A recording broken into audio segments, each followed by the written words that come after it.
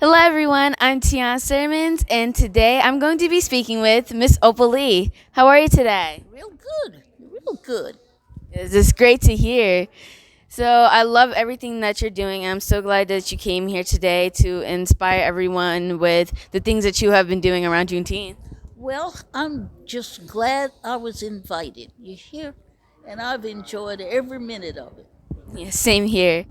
Juneteenth has now been made a federal holiday, which I think is a big thing because it's not really something that us kids are really being taught in school.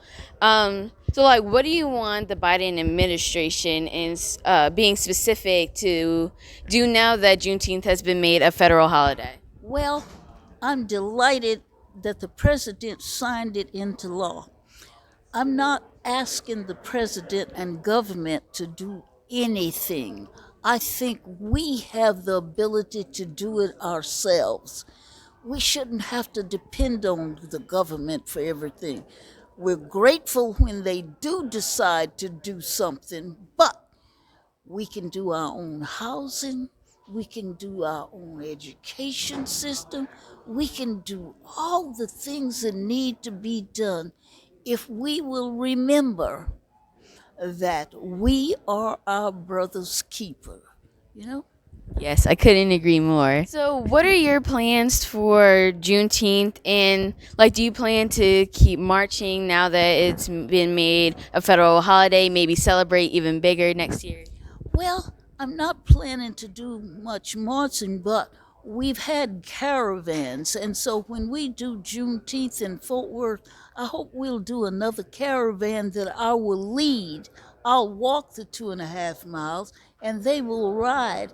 And I'll be able to sit down and thank them all. And last time we did that, we had 300 cars.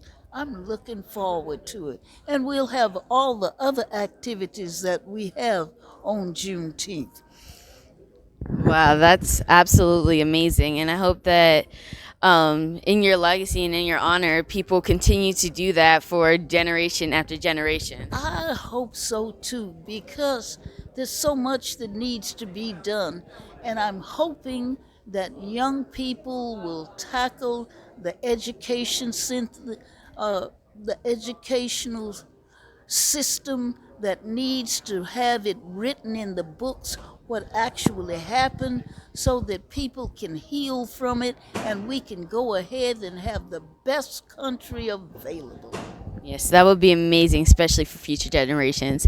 And so, speaking of, for my last question, speaking of generations and kids, what message or advice do you want to get out to Gen Z about continuing to fight for, because there's still stuff going on today around freedom. So, just what message, based on your experiences and things that you've done in your past, would you like to pass on to Generation Z and future generations on how they can help?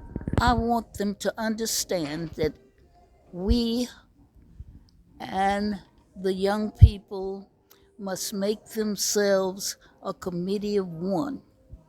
Each person must teach one. And so it behooves us to change somebody's mind that's not on the same page we are on. Not going to take a day or a week, but it's left entirely up to them to change somebody's mind. And that way, if we took 1,500,000 signatures to Congress and we were ready to take that many more before the bill was signed, 3 million people on the same page can turn this country around. And I'm hoping that'll happen.